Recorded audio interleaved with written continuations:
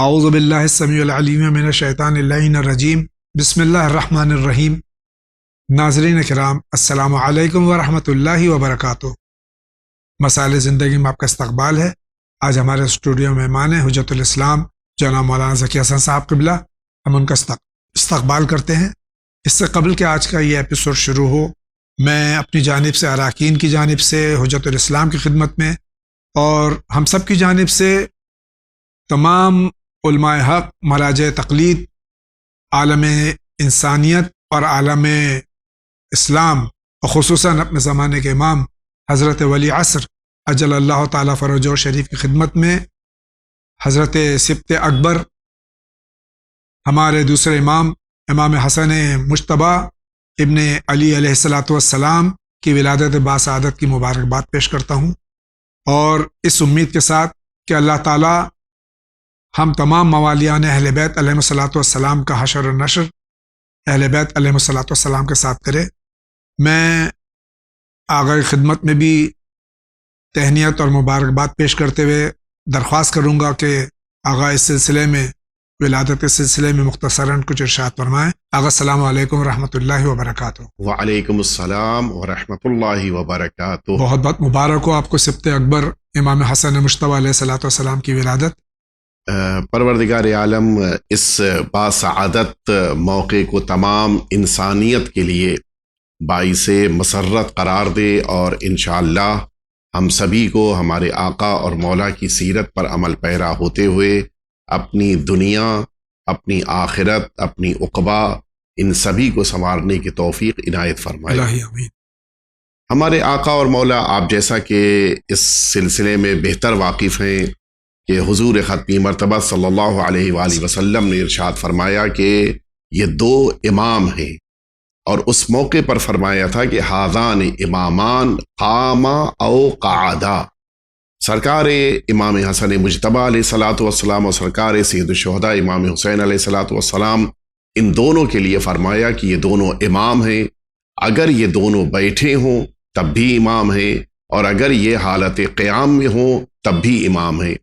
اس فقرے سے تمام شارحین نے یہ جملہ اخذ کیا ہے کہ اس کے معنی ہے کہ اگر یہ دونوں شہزادے صلح کریں تب بھی یہ امامت کا ایک تقاضا ہے، اور اگر یہ دو شہزادے کسی موقع پر جنگ کے میدان میں دکھائی دیں تو یہ بھی امامت ہی کے حکم کے مطابق ہے۔ اس کے معنی ہے کہ اہل بیت اطہار کی یہ شخصیتیں اذن پروردگار، حکم پروردگار، منشاء پروردگار کے مطابق اس روئے زمین پر زندگی گزار رہی تھیں، اور ان سبھی کی زندگیوں کا ہر پہلو تمام انسانوں کے لیے درس تھا۔ ماہ مبارک رمضان کی یہ 15 تاریخ کہ جو ہمارے آقا اور مولا کی ولادت باسعادت کی تاریخ ہے، بڑی باعظمت تاریخ ہے، اس اعتبار سے کہ خاندان اہل بیت اطہار میں یہ پہلی شخصیت تشریف لا رہی ہیں کہ جن کے بعد تو سرکار سید الشہداء امام حسین ان فضیلتوں کے ساتھ آ رہے ہیں، لیکن آپ یعنی امام حسن مجتبیٰ علیہ السلام سب سے پہلے امام ہیں کہ جن کی فضیلت یہ ہے کہ جن کے نانا بھی معصوم ہیں، جن کی والدہ ماجدہ بھی معصومہ ہیں، جن کے والد ماجد بھی معصوم ہیں، اور آئندہ جن کے بھائی بھی معصوم آنے والے ہیں، اور جن کی نسل میں ظاہر ہے کہ وہ نسل جو امامت کی آگے بڑھی ہے، وہ نسل امامت امام حسین کے بیٹے کے ذریعے سے آگے بڑھی، لیکن اس نسل امامت میں امام حسن مجتبیٰ علیہ الصلاۃ والسلام کی بیٹی بھی شامل ہے۔ اس اعتبار سے ان دو شہزادوں کی یہ نسل ہے کہ جس میں امامت کو اللہ رب العزت نے قرار دیا، اور اسی بنا پر بڑی اہمیت اور بڑی عظمت ہے ان دو شہزادوں کی، اور تمام مسلمانوں کو، تمام انسانوں کو ہمارے آقا اور مولا سے درس لیتے ہوئے اپنی زندگیوں کو بہتر بنانے کی کوشش کرنی چاہیے۔ آپ کی زندگی کے دو پہلو بس اشارہ کر کے آگے بڑھتا ہوں۔ آپ کی زندگی کے دو پہلو بڑے اہم ہیں، ایک آپ کا حلم، آپ کا صبر، آپ کا تحمل، لوگوں کی برائیوں، لوگوں کے ستانے، لوگوں کی اذیتوں کے مقابل آپ کا تحمل، آپ کا صبر بڑی اہمیت رکھتا ہے، جو ہم سب کے لیے بہترین درس ہے۔ اور اس کے ساتھ ساتھ آپ کی فیاضی، آپ کی مہمان نوازی، آپ کا دسترخوان یہ اس مدینے ہی نہیں بلکہ اطراف مدینہ، بلکہ یوں کہا جائے کہ پورے حجاز میں اتنی شہرت رکھتا تھا کہ جو بھی مدینہ طیبہ آ رہا ہو وہ اس سلسلے میں مطمئن رہتا تھا کہ سب کچھ ہو سکتا ہے، لیکن رات میں سوتے وقت میرا پیٹ خالی ہو یا میرے لیے سونے کا انتظام نہ ہو، یہ ممکن نہیں ہے۔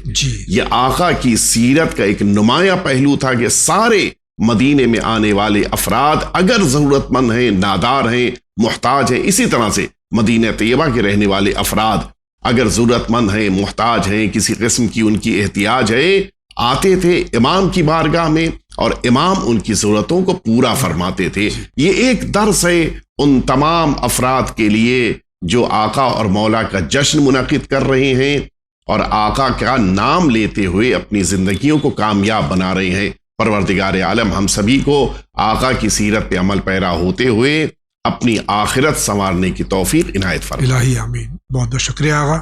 اگر اجازت ہو تو پروگرام شروع بسم کریں۔ اللہ۔ آئیے دیکھتے ہیں سب سے پہلے کس کا سوال ہے۔ السلام علیکم مولانا صاحب، میں عارف شری نگر سے بول رہا ہوں۔ میرا یہ کوشچن ہے کہ میری مسز روزہ رکھنا چاہتی ہے، لیکن اس کو جب بھی روزہ رکھتی ہے تو سر میں درد رہتا ہے۔ ایکچولی ڈاکٹر نے اس کو کہا ہے کہ آپ کا ایمٹی اسٹمک نہیں رہنا چاہیے۔ اب مجھے یہی سوال تھا کہ اس صورت میں روزہ رکھے گی وہ یا نہیں رکھے گی؟ السلام۔ ہمارے بھائی کا سوال ہے ماہ مبارک رمضان کے روزے کے سلسلے میں کہ ان کی زوجہ جو ہے وہ بیمار تھی، سر میں درد ہوتا ہے، روزہ رکھنا زیادہ اس میں تکلیف ہو جاتی ہے، تو اس سلسلے میں ان کو کیا کرنا چاہیے؟ دیکھیے، اس سلسلے میں ان کو ڈاکٹرز کی بات اگر ان کو بھروسہ ہے، اطمینان ہے کہ ڈاکٹرز کے مطابق روزہ رکھنے سے بیماری بڑھنے کا خطرہ ہے، تو اس صورت میں انہیں روزہ نہیں رکھنا ہے۔ لیکن اگر ان کے لیے کوئی اور راستہ ہے، مثال کے طور کے اوپر سحری میں کچھ کھا کر دوا کھا لیں، افطاری کے موقع پر مثلاً کچھ ایسی دوائیں استعمال کریں کہ جس کے ذریعے سے وہ دوپہر کی اس مشکل سے نجات حاصل کر سکیں۔ چونکہ ایک بہت بڑا مسئلہ جس موقع کے اوپر پیٹ خالی ہوتا ہے، یہ انسان کی گیس ہے کہ جو انسان کے سر کی طرف جاتی ہے اور انسان کا سر مشکلات میں آتا ہے اور درد محسوس ہوتا ہے، لہٰذا اس کا علاج موجود ہے، اور اگر اس کے علاج کے ذریعے سے اپنے اس سر کے درد کو روک سکیں تو پھر انہیں روزہ رکھنا ہے۔ بہت بہت شکریہ آقا۔ آپ کا کیا سوال ہے؟ جاوید بھائی اور مولانا صاحب کو میرا سلامت۔ میرا سوال یہ ہے کہ جب ہم روزے نہیں رکھ پا رہے ہیں اور 2-4 رکھ بھی لیتے ہیں طبیعت کی خرابی کی وجہ سے، تو اس کا فدیہ پورے 30 روزوں کا دیا جائے گا یا 2-4 کو کم کر کے؟ بحالت مجبوری کچھ روزے رکھ لیے، لیکن اب بحالت مجبوری روزے نہیں رکھے جا رہے ہیں، بیماری کی وجہ سے، عمر کی وجہ سے، بہت سی مجبوریاں ہیں، تو اس کے بعد میں جو فدیہ پورے مہینے کا نکالا جائے گا یا جتنے روزے نہیں رکھے اس کا نکالا جائے گا؟ اگر روزہ رکھنے سے معذور ہیں تو پھر اس کے معنی ہے کہ ان کو ماہ مبارک رمضان کے بعد ان کی قضا کرنی ہے۔ جی اور یہ توجہ رہے، فدیہ ہر موقع پر نہیں ہے، جی فدیہ اس موقع پر ہے کہ جب ایک بیمار اپنے روزوں کو چھوڑ رہا ہے اور اگلے سال کے ماہ مبارک رمضان کے آنے تک ان روزوں کی قضا نہ کر پائے۔ اب جب ماہ مبارک رمضان اگلے سال کا آ جائے گا تو جتنے روزے گزشتہ سال چھوٹے ہیں اتنے ہی روزوں کی قضا بھی کرنی ہے اور اتنے ہی روزوں کا فدیہ بھی دینا ہے۔ جی قضا ماہ مبارک رمضان کے اگلے سال کے گزر جانے کے بعد ہے، لیکن فدیہ ماہ مبارک رمضان کے شروع ہوتے ہی گزشتہ سال کے چھوٹے ہوئے روزوں کے مطابق انہیں فدیہ دینا ہے۔ بہت بہت شکریہ۔ آگے بڑھتے ہیں۔ السلام علیکم مولانا صاحب، میرا نام ظہر ہے، میں ممبئی میں رہنے والا ہوں۔ میرا سوال یہ ہے کہ مولانا صاحب فطرہ جو نکالا جاتا ہے وہ کسے دینا چاہیے؟ اور دوسرا سوال یہ ہے کہ مولانا صاحب اگر فطرہ جو ہے کس چیز پہ نکالنا چاہیے؟ کیونکہ میں ڈائٹ پلان بہت زیادہ فالو کرتا ہوں، میں بھاجی ترکاری پھل فروٹ وغیرہ ہی کھاتا ہوں، جیسے روٹی نان یہ سب اوائڈ بہت زیادہ کرتا ہوں، آئلی چیزیں بہت زیادہ چکن وغیرہ یہ سب کھاتا ہوں، تو مجھے کس پہ نکالنا چاہیے؟ فطرہ کے سلسلے میں بھائی کے 2 سوال ہیں کہ فطرہ کتنا نکالنا چاہیے اور کس چیز پہ نکالنا چاہیے۔ فطرے سے متعلق اس بات کو ہمیں ذہن میں رکھنا ہے کہ ہمارے استعمال کا اصل مسئلہ نہیں ہے، بلکہ ہمارے معاشرے میں، ہمارے علاقے میں کیا چیز زیادہ استعمال ہو رہی ہے، اور ان استعمال شدہ چیزوں میں اگر یہ گیہوں زیادہ استعمال ہو رہا ہے یا چاول زیادہ استعمال ہو رہا ہے یا کھجور ہے یا جو ہے، ان میں سے جو چیز زیادہ استعمال کی جا رہی ہے اس کو 3 کلو کے حساب سے ہمیں کسی غریب اور مستحق کو دینا ہے۔ ہو سکتا ہے کہ ہمارے برادر اپنی زندگی میں وہ چیزیں نہ استعمال کرتے ہوں، لیکن ان کے معاشرے میں کیا چیز ان میں سے جن کا میں نے ذکر کیا زیادہ استعمال ہو رہی ہے، ان کا 3 کلو کے حساب سے ان کو اس کی رقم کسی غریب یا کسی محتاج کو جو اس کے حوالے کرنا ہے۔ یہ پیزا برگر وغیرہ پہ تو نہیں ہے نا؟ نہیں، یہ وہ چیزیں ہیں کہ جو عام شکل میں استعمال نہیں قرار دی گئی ہیں، اور اسی کے ساتھ ساتھ جو 4 چیزیں کہ جن پر ہم کو فطرہ نکالنا ہے ان میں بھی ان کو شامل نہیں کیا گیا ہے۔ بہت بہت شکریہ، آگے بڑھتے ہیں۔ السلام علیکم، میرا نام سید ریاض حسین جعفری، میں ناگپور شہر سے بول رہا ہوں۔ علی جاوید زیدی صاحب، حجت الاسلام اور چینل اراقین چینل وین کے نمائندگان کو بہت بہت سلام۔ سوال نمبر 1، ایک مد کیا ہے اور فقیر کسے کہتے ہیں؟ جیسے جمعراتی فقیر جو گھر گھر مانگتا ہے وہ کیا فقیر ہے؟ مومن فقیر کی کیا تعریف ہے، بیان فرمائیں۔ سوال نمبر 2، فدیہ اور کفارے کا فرق بتائیں، کس پر کفارہ ہوگا، کس پر فدیہ ہوگا؟ ایک سوال کیا ہے جو ایک بندے خدا نے پوچھا ہے ایک مزدور نے کہ وہ کون لوگ ہیں جن پر روزہ رکھنا واجب نہیں، اور ایک سوال ہے کہ ایک شخص جو غریب ہے اور ایسی فیکٹری میں وہ کام کرتا ہے جہاں لوہا گلتا ہے اور اسے آگ کی بھٹی کے سامنے رہنا پڑتا ہے، اور وہ حلال روزی کمانے پر کام کرتا ہے، اس سے کام کرنا پڑتا ہے، 1 ماہ کی چھٹی لے لے تو گھر کے اخراجات، بال بچوں کی پرورش، ذمہ داری، راشن وغیرہ نہیں لے سکتا۔ ایسے مزدور بھائی کے لیے شریعت میں کیا حکم ہے؟ وہ روزہ نہیں رکھ سکتا، کیا اسے فدیہ دینا ہوگا یا اس پر قضا و کفارہ عائد ہوگا؟ حل بتائیں، یا اسے کبھی زندگی اس کی وفا کرے اور مہلت ملے تو وہ مہلت ملے اور وہ کام سے مہلت ملے اور وہ قضا روزوں کی کیا کر سکتا ہے، یا صرف روزوں کی قضا کرے یا کفارہ یا فدیہ دینا ہوگا؟ جواب عنایت فرمائے۔ شکریہ، خدا حافظ۔ ان کے کئی سوالات ہیں جو اب ریپیٹ کروں گا تو ٹائم ہمارا اور زیادہ ضائع ہوگا۔ 5-6 سوالات ہیں ہمارے بھائی کے، فدیہ کا کیا ہے، کفارہ کیا ہے اور وغیرہ وغیرہ، تو آپ جواب دے دیجیے۔ سب سے پہلے تو میں عرض کروں کہ ہمارے برادر نے مد کے بارے میں پوچھا ہے۔ مد کیا ہے؟ مد 3 چیزیں، گیہوں، آٹا اور جو، ان میں سے 750 گرام کی مقدار میں ایک روزے کے لیے جو دیا جاتا ہے وہ مد کہلاتا ہے۔ یہ مد کچھ افراد کو دینا ہے، جیسے وہ ضعیف العمر افراد کہ جن کے لیے روزہ رکھنا اب ممکن نہیں ہے، جن کو اب امید بھی نہیں ہے کہ آئندہ ہم صحت پائیں گے اور روزہ رکھیں گے، ان کو ماہ مبارک رمضان کے مکمل ہو جانے پر فدیہ دینا ہے۔ اسی طرح سے وہ خاتون کہ جس خاتون کے وہاں ولادت قریب ہے اور روزہ رکھنا اس کے یا اس کے بچے کے لیے نقصان کا سبب ہو، اسے بھی ماہ مبارک رمضان کے اختتام پر مد طعام دینا ہے۔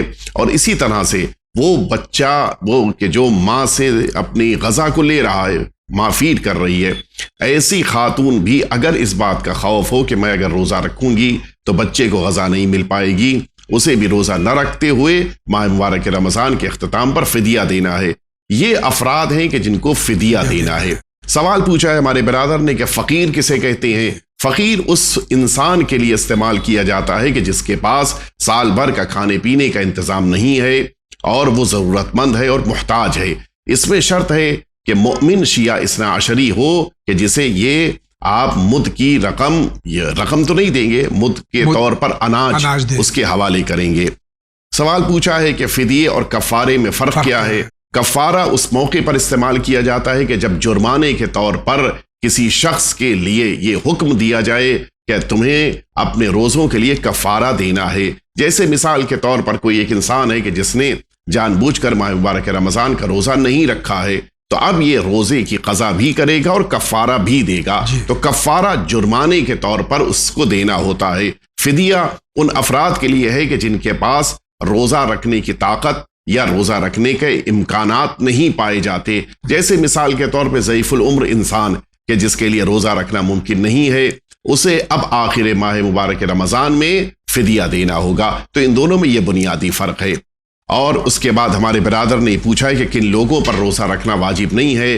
تو روزہ رکھنا 5 طرح سے عام شکل میں روزوں کے رکھنے کے متعلق حکم ہے۔ 5 طرح کے افراد کہ جن میں 4 کا ذکر ہوتا ہے، 5ویں کا ذکر اور 6ٹھے کو اس میں شامل کرتے ہوئے، کہ جن میں ایک وہی ضعیف العمر انسان کہ جس کو ہمارے عربی زبان میں شیخ اور شیخہ کہا جائے، بوڑھا انسان اور بوڑھی خاتون، یہ دونوں روزہ نہیں رکھیں گے اور پھر ان کو فدیہ دینا ہے، یا وہ خاتون کے جس کے وہاں ولادت قریب ہے اور روزہ اس کے بچے یا اس کے لیے نقصان کا سبب ہے، اور اسی طرح سے وہ خاتون کہ جو اپنے بچے کو غذا دیتی ہے، اس کے لیے بھی اگر خطرہ ہے روزہ رکھنے کی بنا پہ غذا کم ہو جائے گی، اس کا یہ فیڈ کرانا مشکل ہو جائے گا، تو ایسے موقع پر اس خاتون کو بھی روزہ نہیں رکھنا ہے۔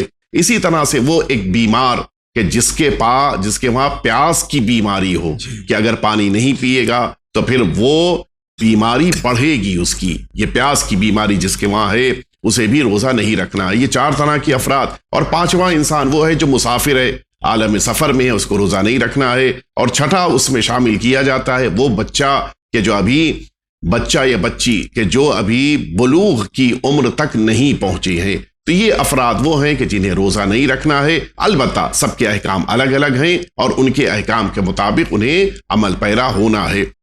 آخری سوال پوچھا ہے اس انسان سے متعلق کہ جو انسان لوہے کے کارخانے میں کام کرتا ہے، اور سوال کا جو انداز ہے اس سے یہ بات سمجھ میں آ رہی ہے کہ شاید وہاں کی گرمی حدت مانع ہے اس انسان کے لیے روزہ رکھنے میں۔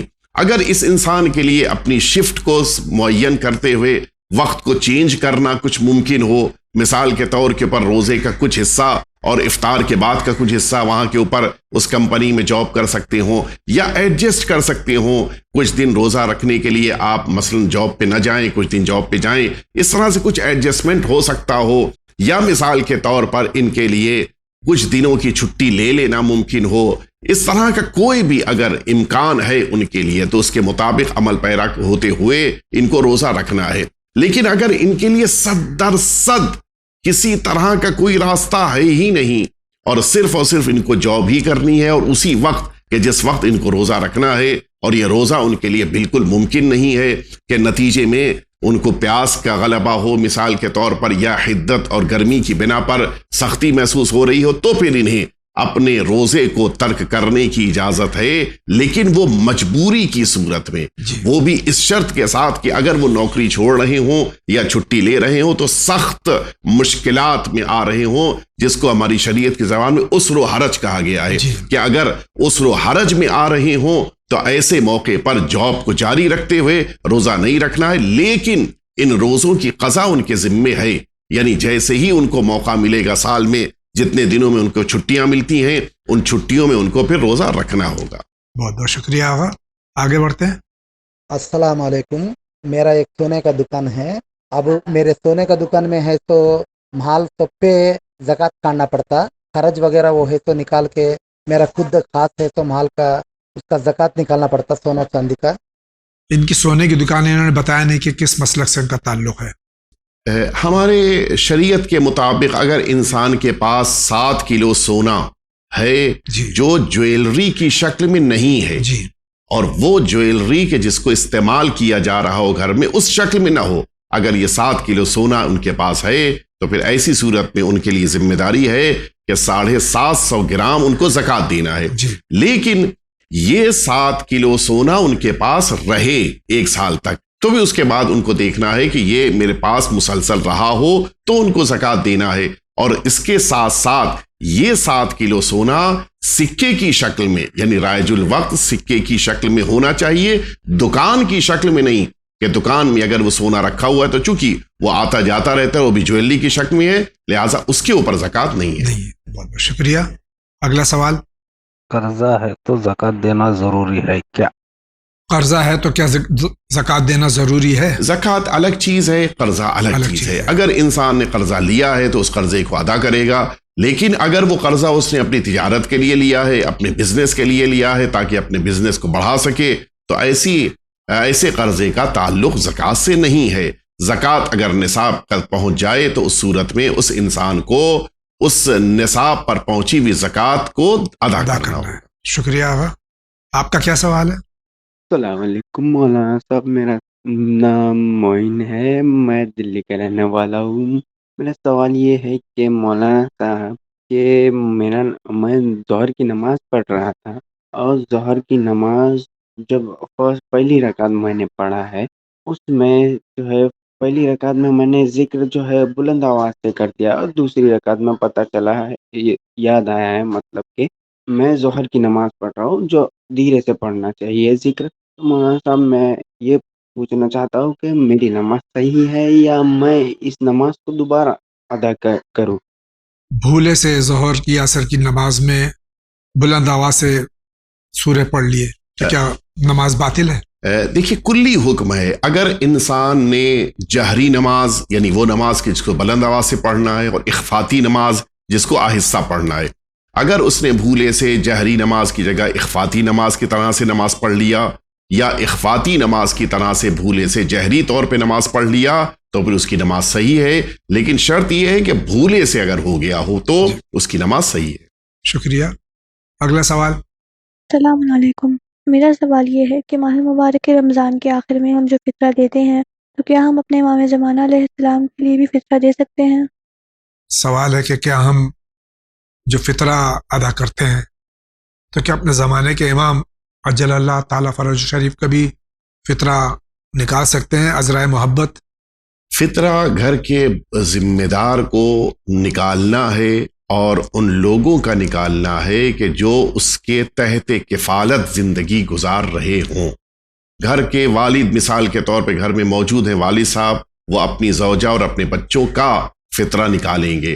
तो इस हुक्म के तहत चूंकि हम सब आका के ज़ेर किफ़ालत हैं और आका हमारे हम में से किसी के ज़ेर किफ़ालत नहीं है, लिहाजा हमें आका की तरफ से किसी तरह का फितरा नहीं देना है, लेकिन उन लोगों का फितरा देना है कि जो हमारे ज़ेर किफ़ालत मौजूद है। बहुत बहुत शुक्रिया। लेकिन हाँ, अपने ज़माने के इमाम को याद करना, अपने आका और मौला की तरफ से उस दिन ख़ास तौर से सदका देना, इमाम के लिए दुआ करना, इमाम की ज़ियारत पढ़ना, ये सारी वो चीज़ें हैं कि जो हमारी मोहब्बत और वफादारी का सबूत पेश करती हैं और इस तरह से हमें उस दिन यानी रोज़ ईद अपने आका और मौला को याद करते हुए उनकी दुआओं को ज़रूर हासिल करना चाहिए। बहुत बहुत शुक्रिया आगा।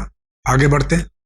वालेकुम जावेद भाई और मौलाना साहब, ये सवाल एक बच्ची ने आपको एपिसोड 839 के अंदर पूछा था। पहला सवाल ही था कि हेज के अंदर नमाज वाजिब नहीं है लेकिन रोज़ा वाजिब है। आपने उस बच्ची को एक सेंटेंस के अंदर आंसर दे दिया कि भाई खुदा का बनाया गया हुआ कानून जो है उसको आप पूछ नहीं सकते। सही बात है, आपने अपने हिसाब से बता दिया, लेकिन आजकल के बच्चे जो नॉन मदरसा के अंदर पढ़े हुए हैं, जिन्होंने अलग स्कूल के अंदर अपने देश की स्कूल में एजुकेशन लिया हुआ है, उन लोगों को इस किस्म का आंसर की आदत नहीं है। आप लोग ने भाई जो मदरसा वाले हैं वो आपकी बात सुन लेंगे, समझ लेंगे बात को, लेकिन ये बच्चा या बच्ची जो भी, उनको सोचना है कि एक आदत है कि भाई Y answer is not been given in a correct way. इस अप्रोच से तो आप बच्चे को सेटिस्फाइड नहीं कर रहे, अपने आप को सेटिस्फाइड कर रहे हैं इस आंसर देके। तो इसके बारे में आप क्या कर, क्योंकि मैं कई बार देखा हूँ कि आप लोग सीधा कट डाउन कर देते हो, भाई यहाँ है ऊपर से जो लॉ बन गया हुआ है।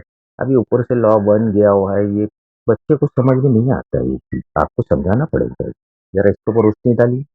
हर मसले की इल्लत होती है और जो इल्लत हमारे उलमा इकराम खास तौर से महाराजा इकराम जानते हैं और किताबों में जो मुज्तहिदीन हैं, हमारे उलमा हैं और जो स्टडी करते हैं उनके पास ये इल्लत मौजूद होती है।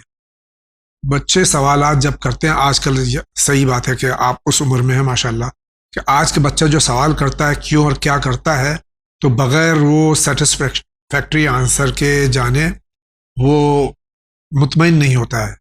अब ये जो सवाल है कि हालत निजासत में खातून के ऊपर जो है वो नमाज तो माफ़ है, रोज़े क्यों माफ़ नहीं है, इसका सेटिस्फैक्ट्री जवाब क्या है? देखिए, जाहिर है कि अब इसमें कुछ वक्त लेने की ज़रूरत है। मैं वाज़ेह कर दूं कि इसका जो जवाब हमने तारीख़ में रवायतों में देखा वो मैं मुकम्मल तौर पे बयान किए देता हूँ। पहली बात तो ये कि वो जो जवाब दिया गया, मुझे नहीं खबर कि क्या जवाब और किसने दिया, लेकिन हमारे बिरादर के सवाल से ये बात समझ में आई कि जवाब ये दिया गया कि चूंकि हुक्म परवरदिगार है। ये एक जवाब वही बेअैन ही जवाब है कि जो हमारे आका और मौला सरकार वली अस्र अज्जलल्लाहु ताला फरजहु शरीफ ने अली बिन महजियार से फरमाया था।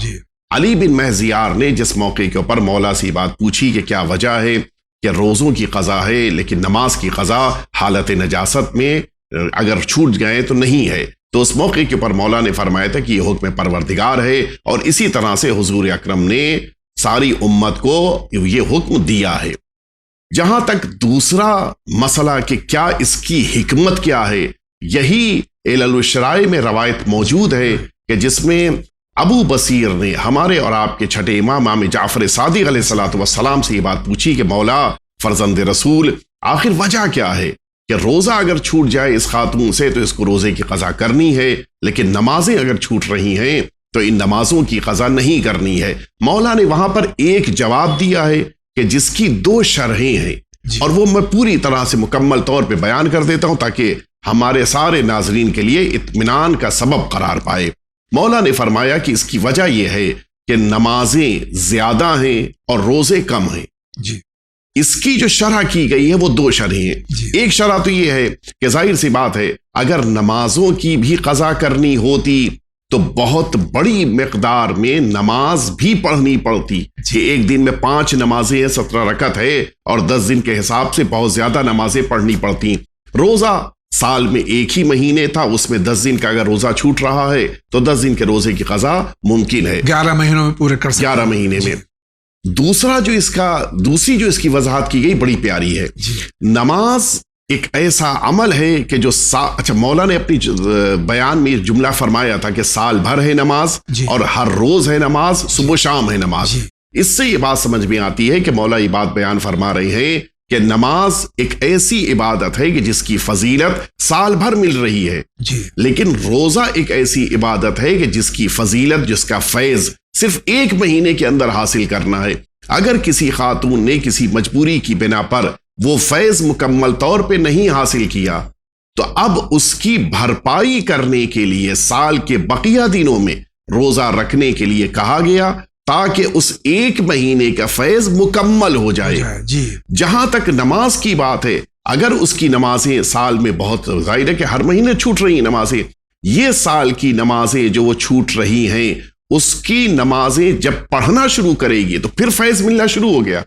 تو جو چھوٹا ہوا فیض تھا نماز کا وہ اس کو مہینے کے 20 دنوں میں مل گیا، پھر اگلے مہینے میں نماز چھوٹی، پھر اس کو فیض مل گیا نمازیں جب شروع کی. تو نماز کی جہاں تک بات ہے تو نماز کا فیض سال بھر اس کو ملتا رہتا ہے، لیکن روزے کی جہاں تک بات ہے روزے کا فیض صرف 1 مہینے میں محدود ہے، لیکن اس کی بھرپائی، اس کا جبران کر کے انسان اس فیض کو مکمل کر سکتا ہے. اس لیے سال کے بقیہ دنوں میں روزہ رکھنے کا حکم دیا گیا ہے، نماز پڑھنے کا حکم قضا کے طور پر نہیں دیا گیا. بہت بہت شکریہ. اگلا سوال. السلام علیکم مولانا صاحب، ہمارا سوال یہ ہے کہ جیسے کوئی شخص مر جاتا ہے، کوئی انسان مر جاتا ہے تو اس کو قبر میں عذاب ملتا ہے. تو ہمارا سوال ایسا ہے کہ اگر اس کو قبر میں عذاب مل گیا تو کیا قیامت میں محشر کے دن بھی اس کو دوبارہ سے اللہ عذاب میں مبتلا کرے گا؟ آپ ہمارے سوال کا جواب ضرور دیں. شکریہ. خدا حافظ. سوال کو مختصر کر دوں کہ انسان کی جب موت ہو جاتی ہے تو قبر میں بھی عذاب اور محشر میں بھی عذاب، کے 2 جگہ عذاب ملے. جی دونوں الگ الگ طرح کی ہیں. وہ جزوی عذاب ہے اور اصل عذاب، اصل سزا اگر مجرم ہے تو اصل سزا اور اصل حساب کتاب اس کا میدان محشر میں ہے، اور اس کے بعد پھر اگر وہ لائق سزا ہے تو اس کو سزا ملے گی اور لائق جزا ہے تو اس کو جزا ملے گی. یہ دونوں الگ الگ ہیں. یعنی وہ جزوی اور ایک بہت چھوٹے پیمانے پر عذاب ہے کہ جو یا اس کو فیسلٹیز ہیں کہ جو قبر میں مل رہی ہیں کہ جنت کا ایک دروازہ، جنت کی کھڑکی کھل جاتی ہے، وہ ایک حصہ ہے، ورنہ در واقع حساب کتاب کے بعد اور میدان محشر کے بعد یہ طے ہوگا کہ اس کو جزا ملنی ہے یا اس کو سزا ملنی ہے. آغا اس میں ایک اور بھی بات ہے کہ جو قبر میں عذاب ہے خدا نخواستہ کسی کا، تو وہ جو اس کے لواحقین ہیں، اس کے ورثہ ہیں، اگر ایصال ثواب کرتے رہتے تو اس کے عذاب میں تخفیف ہو سکتی ہے. میں وہیں تک لے کے جانا چاہے، لیکن ظاہر ہے کہ وقت محدود ہوتا ہے. اصل میں در واقع انسان کے گناہ، سارے گناہ کے اثرات جب کمپلیٹ ہو جاتے ہیں تب یہ طے کیا جاتا ہے کہ اس کی سزا کتنی ہے. ایک انسان مثلا آج انتقال کر رہا ہے اور 1000 سال کے بعد اگر قیامت آ رہی ہے، اس 1000 کے درمیان اس کے کیے ہوئے گناہ کا جو اثر ہے وہ باقی رہے گا. مثال کے طور کے اوپر ایک گناہ کا سینٹر کھول کے چلا گیا तो अब ऐसा तो नहीं कि जिस दिन दफन हुआ वो सेंटर का गुनाह बस उसके नाम आए, नहीं, जब तक वो सेंटर गुनाह का खुला रहेगा वो सेंटर खोलने वाले का अजाब जारी रहेगा, उसका हिसाब किताब जारी रहेगा। तो कब्र का जो अजाब है वो एक हिस्सा है उसके अजाब का। दर वाक़ई जब उसका गुनाह मुकम्मल हो जाएगा तो फिर उसके गुनाह का हिसाब किताब होगा। और ठीक यही सूरत हाल इधर से भी है। अगर एक इंसान है कि जिसकी कोई कमियां रह गई थी, मसलन नमाजें छूट गई थी, इन नमाजों को उसके वारिसों ने पढ़ लिया, रोजे छूट गए थे, इनका तदारुक कर लिया, बहुत सारे काम ऐसे थे कि जिन कामों को उनके वारिसों ने अंजाम दे लिया। अब नतीजा ये है कि गुनाह जो अंजाम दिया गया था वो जब हिसाब किताब का मौका आया तब तक क्लियर हो चुके थे। तो बहुत सारे, ये अल्लाह का एक लुत्फ है कि ये मोहलत देता है ताकि इस मोहलत के जरिए से इंसान अपने बुराइयों को अपने वारिसों के जरिए से ठीक करवा सके। बहुत बहुत शुक्रिया। आगे बढ़ते हैं, देखते हैं क्या सवाल है। अस्सलाम वालेकुम जावेद भाई और मौलाना साहब, मैं अजरा कश्मीर से बोल रही हूँ। आपका प्रोग्राम बाकायदगी से देखती हूँ, काफ़ी मशकूर हूँ।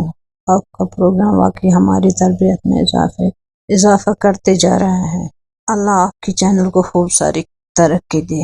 मुझे ये पूछना है कि अगर जुमा का गुस्ल शब जुमा के वक्त अंजाम दिया हो तो क्या जुमा के दिन गुस्ल फिर से करना होगा? इतना बता दूं, मैं हुज्जत इस्लाम सैयद अली सिस्तानी की तकलीद में हूँ। आप प्लीज़ इसका जवाब बता दीजिए, शुक्रिया। जुमे का गुस्ल अगर शब जुमा कर लिया तो क्या फिर जुमे के दिन फिर से करना है? देखिए, जुमे के गुस्ल का जो वक्त बयान किया गया है वो सुबह जुमा से लेकर असर जुमा तक है जी। और अगर कोई शख्स असर जुमा तक न कर सके तो फिर असर जुमा के बाद फिर वो क़ज़ा की नीयत से उस गुस्ल को गुस्ल जुमा को अंजाम देगा। लेकिन ये भी जहन में रहे कि अगर ये गुस्ल के बाद कोई नमाज पढ़नी है तो वही गुस्ल बगैर वजू के नमाज की इजाज़त देता है कि जो जवाल तक किया जाए। सुबह जुमा से लेकर जवाल तक किया जाने वाला गुस्ल अगर सही तौर पे अंजाम दिया जाएगा तो फिर वजू की ज़रूरत नहीं है। लेकिन अगर उसके बाद गुस्ल किया है तो फिर वजू की ज़रूरत है, तब नमाज पढ़ी जाएगी। अब बाकी बची एक बात कि अगर किसी शख्स को ये बात पता है कि जुमे के दिन मेरे पास पानी नहीं होगा तो फिर उस इंसान के पास शबे जुमा अगर पानी है तो फिर रजा की नीयत से, यानी मुझे सवाब मिल जाएगा, इस नीयत के साथ शबे जुमा ही गुस्ल जुमा अंजाम दे लेगा।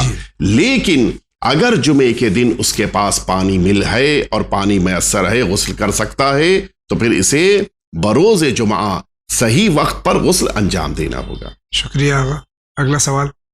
सलाम अलैकुम। मैं ये कह रही थी, मैंने पहले भी फोन किया था, आपने जवाब दिया था। तो मेरी एक भतीजी भी है, मेरा भाई मर गया, मेरा और कोई रिश्तेदार नहीं है, न माँ है, न बाप है, न बहन है, न भावज है। भतीजी है छोटी सी, उसको अभी से रिश्ता जमीन और मकान के खातिर बहुत आ रहे हैं, गैरों में से भी और अपनों में से भी, मगर अभी वो बच्ची है। अब मैं क्या करूं? मेरा कलेरे भाई का मेरी भावज ने कहा था कि मैं तेरे लड़के से शादी करूं और मेरा ननियाल सौकेला है, वो भी चाह रहे हैं कि हमारे हो जाए। तो वो ये कह रहे हैं कि हमसे चाची ने कहा था हमारे कर दो। तो मैंने कहा कि जब जवान हो जाएगी, जब अल्लाह की राय लेके करूंगी, तो मेरा दिमाग परेशान है, मैं क्या करूं? इस वजह से आप राय ले रही हूँ, क्या करूं मैं?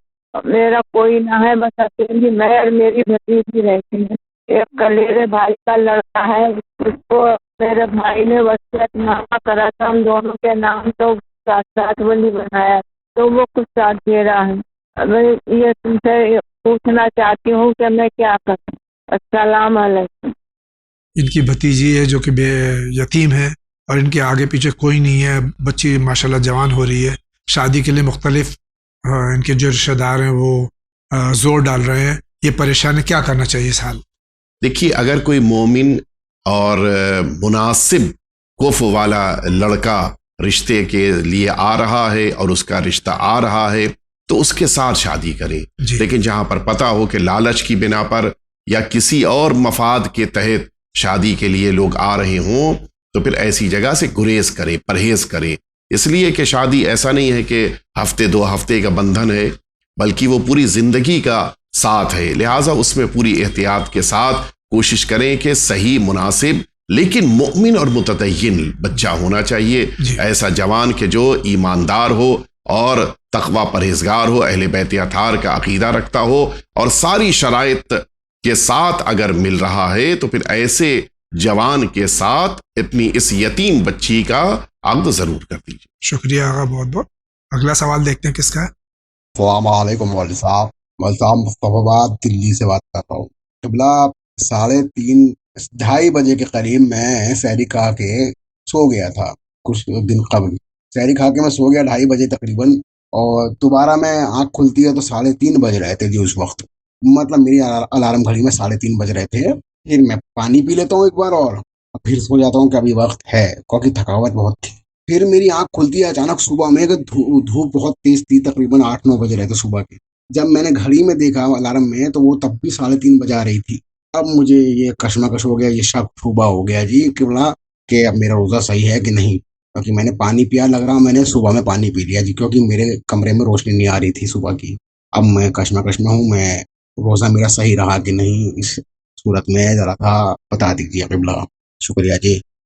ان کی گھڑی بند ہو گئی تھی 3:30 بجے، ان کو پتہ نہیں چلا، ان کے کمرے میں اندھیرا تھا، انہوں نے پانی پی لینے، پتہ نہیں کہ وہ صبح تھی یا نہیں تھی، وقت سحر ختم ہو چکا تھا یا نہیں، کیا کرنا چاہیے ان کو؟ جس موقع پر 2:30 بجے کے بعد آنکھ کھلنے پر انہوں نے گھڑی اٹھا کر دیکھی تو 3:30 بجے تھے، اور یقین تھا کہ 3:30 بجے ہیں، اور اسی کے مطابق انہوں نے عمل کیا کہ ان کے مطابق سحر کا موقع تھا۔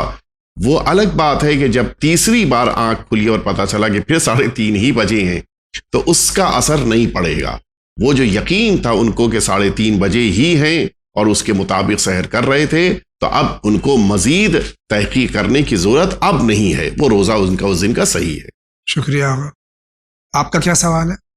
جی میں لکھنؤ سے بول رہا ہوں، اس وقت میں ڈاکٹر اظہر مہدی بول رہا ہوں۔ یہ مسئلہ بتلائیں کہ اگر کوئی پائلٹ ہو اور وہ روزہ رکھ کر کے جو ہے وہ فلائی کرتا ہے، تو اگر اس کے ہاں روزہ افطار میں مثلا مان لیجیے 2 گھنٹے باقی ہیں، اور جہاں وہ جس کنٹری میں جا رہا ہے وہاں کے اوپر جو ہے وہ ابھی روزہ افطار ہونے میں وقت ہے، وہاں پر سورج نکلا ہوا ہے، اور یہاں کے اوپر اس کے اکارڈنگ جو ہے وہ 2 گھنٹے کی فلائٹ کے بعد جو ہے وہ روزہ افطار ہو جانا چاہیے، لیکن ابھی جب وہ وہاں پہنچا ہے تو وہ سورج نکلا ہوا ہے۔ تو اس وقت اس سچویشن میں کیا کرنا ہے کہ روزہ اپنے ٹائم سے کھولنا ہے یا اس کنٹری کے اکارڈنگ کھولنا ہوگا؟ شکریہ جناب۔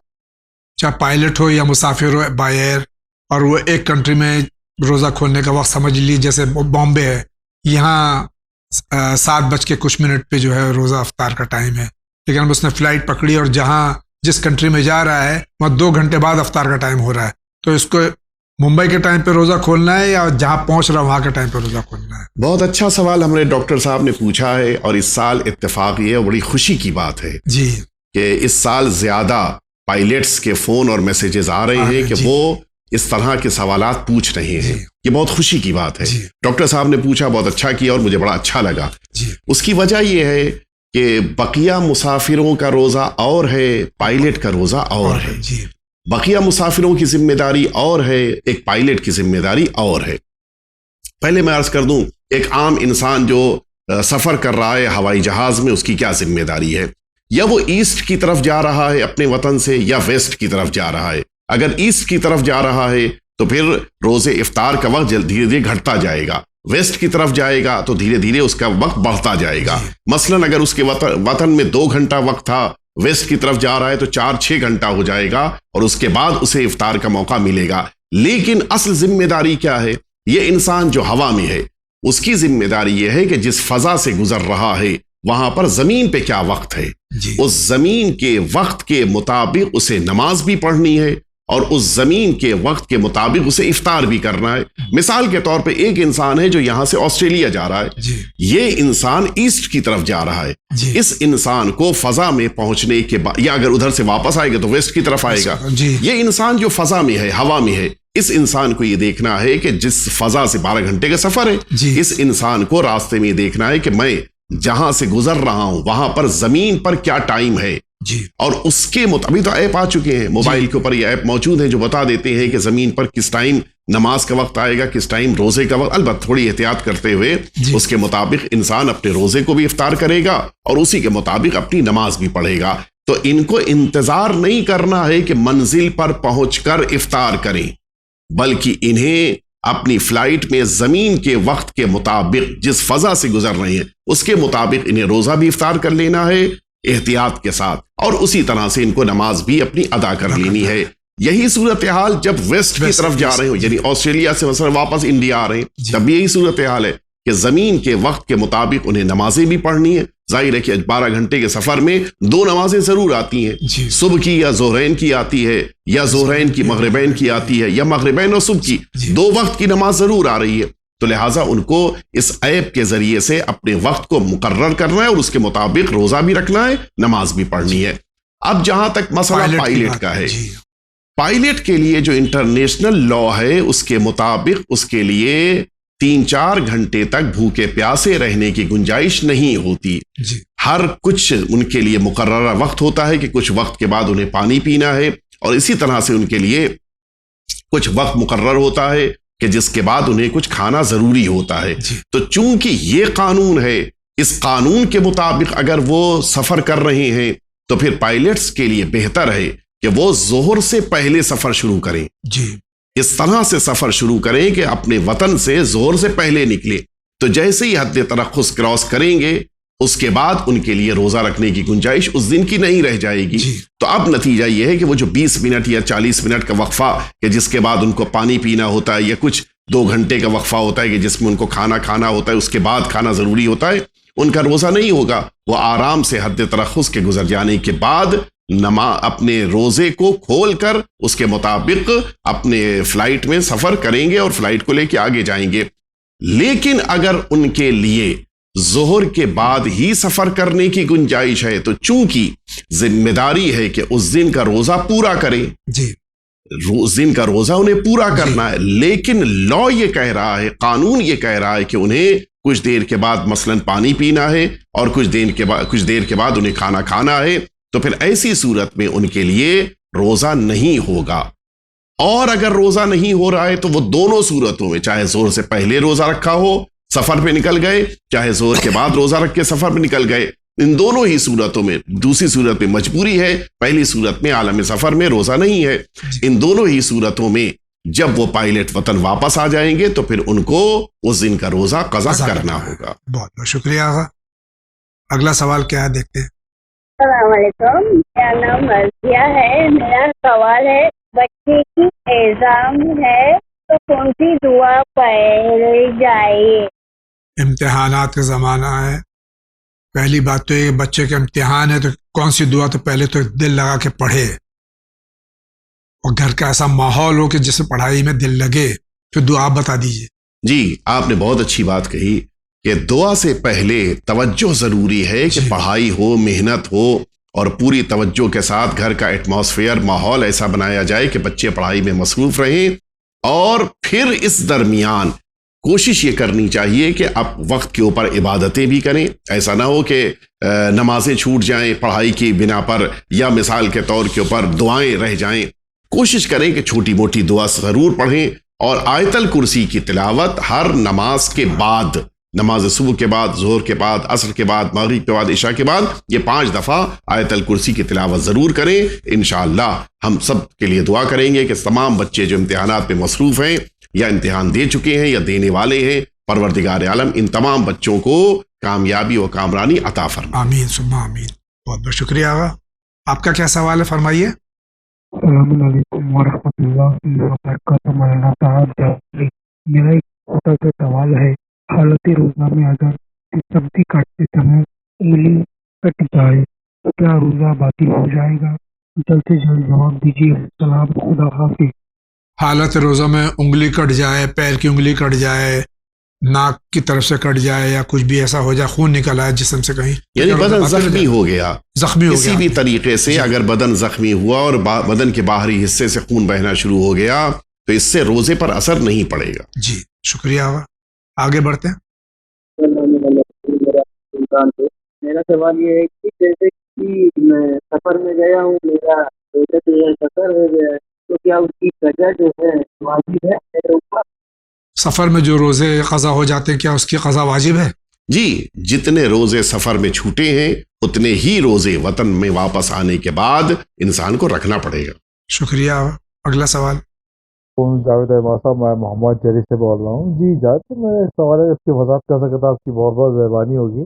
وہ سوال دراصل یہ ہے کہ جو جناب خضر علیہ السلام ہیں، ان کے والد صاحب جو تھے ان کا کیا نام تھا، اور یہ کتنے سال پہلے ان کا جو تھا وہ وجود میں آئے تھے، ان کے باپ جو پیغمبر ہوں گے ان کا نام آپ وضاحت کر سکتے ہیں؟ اگر اس سوال دو سوالوں کی آپ بتا سکیں تو اور لوگوں کی بھی انفارمیشن میں کافی اضافہ ہوگا کہ یہ کس ریجن میں آئے تھے جناب خضر اور کس کے دوران آئے تھے۔ ان دو سوالوں کی وضاحت کر سکیں تو آپ کی بہت بہت مہربانی ہوگی۔ بہت بہت شکریہ۔ السلام علیکم۔ ان کا سوال، جو دونوں سوال جناب خضر علیہ السلام کے سلسلے میں، ان کا خود کا نام بلیا ہے اور ان کے والد کا نام ملکان ہے، اور یہ جناب اسحاق نبی کی جنریشن میں سے ہیں، یعنی جناب ابراہیم کی جنریشن میں ہی ہیں، اور جناب موسیٰ کے دور میں آپ نے زندگی گزاری ہے۔ آپ کو خضر اس بنا پر کہا جاتا ہے کہ آپ جہاں پہنچتے ہیں وہ سارا علاقہ سرسبز ہو جاتا ہے، خضر اسی لیے کہا گیا ہے آپ کو۔ اور آج بھی آپ چونکہ باحیات ہیں، اور آپ کے لیے روایتوں میں ملتا ہے کہ آپ کو اللہ رب العزت نے بڑے اختیارات دیے ہیں۔ آپ انسانوں کی مدد بھی کرتے ہیں۔ صحراؤں میں جب انسان بھٹک جاتا ہے تو جناب خضر علیہ السلام اس کی مدد کرتے ہیں، اور اسی طرح سے جناب الیاس ہیں کہ جو سمندروں میں انسان کی مدد کرتے ہیں، وہ ایک تفصیلی بحث ہے۔